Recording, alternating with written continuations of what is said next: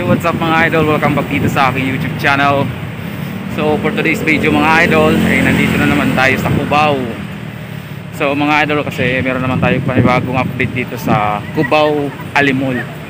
So papunta ako dun mga idol kasi merong nag-post sa FB page na merong daw mga dinagdag na biyahe dun sa Alimol bus terminal. So naisipan ko pasyalan uli ito mga idol para okay, na malaman natin kung totoo bang merong mga bagong bus ng biyaheng probinsya ngayong September na babiyahe, at kung marami malalaman natin mga idol. So kung bago pa lamang kayo dito sa aking YouTube channel, make sure lamang po na kayo nakapag-subscribe na dito sa aking channel. Ito yung Goig TV mga idol. So nandito ako sa likod ko yung gateway. So mga idol, asa nga pala sa mga nakapanood ng aking mga video about sa biyahe, mag-comment lang po kayo dyan sa baba kung ano ang gusto nyo itanong sa akin. So kung mayroon kayo ipapa-update ng mga biyahe, pwede kong punta nyan mga idol. So mga idol, ngayon is tatawid ako ng kalsada at pupunta natin yung Alimol bus terminal para makita ko kung ano mga biyahe ang mga nandun mga idol. So ngayon kasi mga idol, hindi ako pumasok sa trabaho dahil para sa ating mga viewers, titingnan natin yung terminal doon kung ano na ba ang kalagayan. So mga idol, maya maya balikan ko kayo pag nakatawid ako ng kalsada mga idol.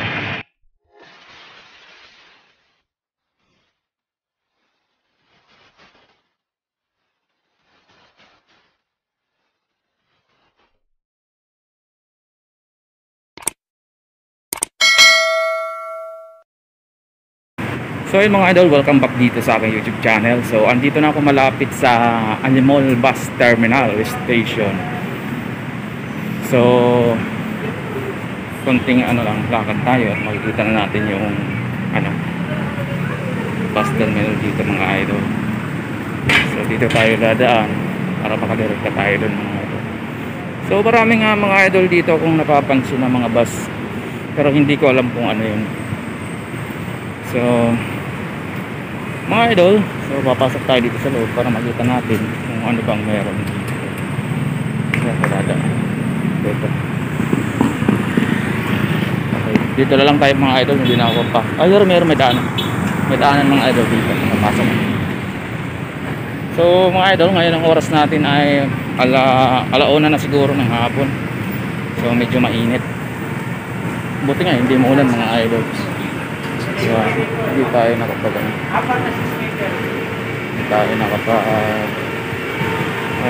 kung mapapansin mga idol, magalaw yung aking camera ngayon, pero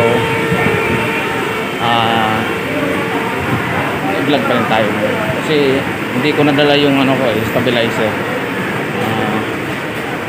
kaya wala akong dala ngayon. Handcam lang ang ginagamit ko ngayon mga idol habang naglalakad dito sa terminal ng Alimol. So mga idol, kung mapapansin nyo sa mga dinadaanan ko is maraming mga sasakyan, pero yung mga modern jeep, marami dito mga idol. Mga biyaheng Novaliches, Bayan, meron din City Bank, Levis, Crestwood, Rosario, Ortigas, Joseph, City Bank. So mga idol, ang mga biyahe pang nandito sa danan natin ay mga dati na pumunta dito. So yung sa Padang ko mga idol, makikita natin kung ano pang meron dito sa bandang dulo mga idol. Marami ding bus na bumabiyahe. Ayun, makita nyo, meron din silang Philippine Rabbit na bumabiyahe mga idol. So pagkakaalam ko kasi ngayong September is dadami yung mga bus dito o magdadagdag na. Pero sa ngayon ay hindi ko pa sigurado kung mayroon nang madagdag. So ito yung Philippine Rabbit mga idol, bumabiyahe ito ng Tarlac mga idol. So ikot tayo dito mga idol para makita natin. Ayan, meron silang biyaheng Alaminos, Tarlac, Daug, yung mga nandito mga idol. So Ano pang bus ang meron dito mga idol? Halos Philippine Rabbit ang mga nandito mga idol, at saka Alps. Meron din silang Bial Cardina, Losuna, Barangay Manalo, San Juan, Ibaan, Rosario mga idol.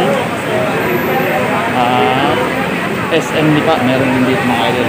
Meron ditong Jam, Sir Gold Star. So yan pa lang nabutan ko dito mga idol, ang mga bus na babiyahe. So wala pong masyado dito. So balik tayo dun sa dulo mga idol para makita natin kung meron pa mga bus dito. Kasi meron ako dito nakita mga idol na booking area. So baka makapagtanong tayo about sa Bohol. So malay natin may biyahe dito ng Bohol. Tanong natin kung magkano na ang pamasahe ngayon mga idol. So maya mga idol, balik ko kayo nanggaling na ako doon sa sinasabi kong booking area mga idol. So see you later mga idol. Hey there. Subscribe to my channel. And also press this bell icon. So yun mga idol, andito ako sa loob ng Alimol Station Bus Terminal. So ito yung mga nakikita kong merong mga biyahe dito. So far, so ngayon mga idol ay wala pa masyadong mga tao rito. So wala pa ata sila masyadong biyahe ngayon. So meron dito ang ticket boat. Unahin natin yung Arandia Line, RMB, Silver Star, Bubis Line, at Antonina, Balesno, Mark Ibs, Elabel, Ibiliesa, Arbolante Line, Sibragais, Megabus Line, Eagle Star, Legazpi St. Jude Transport, and Bicol Isarog at Alps mga idol. So mga idol, nandito ako sa loob pero wala pa masyado ditong mga tao na mga hindi pa maayos yung terminal dito sa loob, pero baka ngayong papasok na yung Christmas season o kaya hindi, papasok pala yung November, siyempre marami mag-uuwian, baka magbubukas uli ito. As usually, parang bukas na uli itong mga ticket boat dito, pero wala pa masyado silang operation kasi kung mahina pa yung mga tawag dito, mga pasahero ngayon. So kadalasan kasi ngayon ang lahat ng pasahero ay napupunta na sa PATX terminal.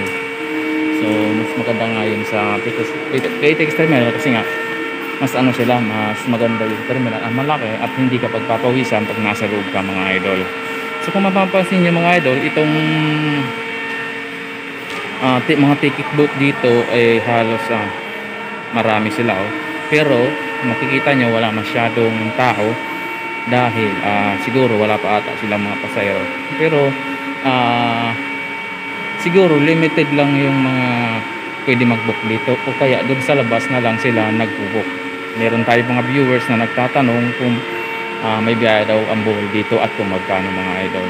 So mga idol, ayun, lalabas muna ako para mapuntahan ko yung mga idol. So wala pa masyado dito mga tao. So mga idol, maya maya balikan ko kayo pag nanggaling na ako dun sa sinasabi kong ticket boat na pagtatanungan ko kung magkano yung biyaheng Bohol mga idol. 1 minute 37 seconds later. So ayun mga idol, welcome back dito sa aking YouTube channel. So mga idol, nanggaling na ako dun sa sinasabi ko sa inyong ticket boat area. So ang nakuha natin na bus na may biyaheng Bohol mga idol, ito po ang Megabus Line. So yan, sila po may biyaheng Bohol. Pero bumabiyahe po sila galing dito sa Alimol patungong Bohol. So kinuha ko yung number na ticket seller. So kung may gusto kayong mga katanungan, tawagan nyo lang po si Mr. Hill o Jill ata to, Mr. Hill. So ito ilalagay ko sa screen yung number niya para inyong tawagan kung meron kayong mga katanungan about sa sa requirements o kaya sa inyong mga bagay kung meron kayong ipapadala mga idol. So ito po yung number niya, pakitawagan 0906 718 9453. Ayan po, TM po yan mga idol. So mga idol, about naman po sa pamasahe. Ang pamasahe po na galing dito sa Cubao Alimol, 3,500 po, aircon po yan mga idol. Kasama na po yung barko at pre-meal na din po yung bus nila mga idol. Hindi na kayo magbabayad sa barko at may libre ang pagkain mga idol. So mga idol, ayan po ang update natin sa biyaheng Bohol at sa mga viewers natin na nagtatanong sa biyaheng Bohol. Para po sa mga karagdagang information, yung binigay ko pong contact details ay tawagan nyo para inyong mas malinaw sa inyo. So about kasi sa requirements mga idol, ang alam ko ay vaccination card o kaya valid ID. Pero kung hindi sila magsasabi na may requirements, mas maganda. Hindi naman kasi gaya sa PITX na kailangan mo talaga ng requirements kasi masyadong maigpit sa PITX mga idol. So mga idol, ayun po ang update natin sa biyaheng Bohol at ang nakuha nating bus, ito ang Mega Bus Line. So thank you so much sa inyong panonood sa aking video mga idol. So huwag kalimutan mag-subscribe kung nagustuhan nyo o nakatulong ang video ito, pag-share na rin po and like. So mag-comment po kayo sa baba kung meron po kayong ibang mga katanungan about sa biyahe patungo sa iba't ibang probinsya mga idol. So hanggang dito na lang ang video natin, so mainit at ako uuwi na rin mga idol. Thank you so much sa inyo. Bye bye.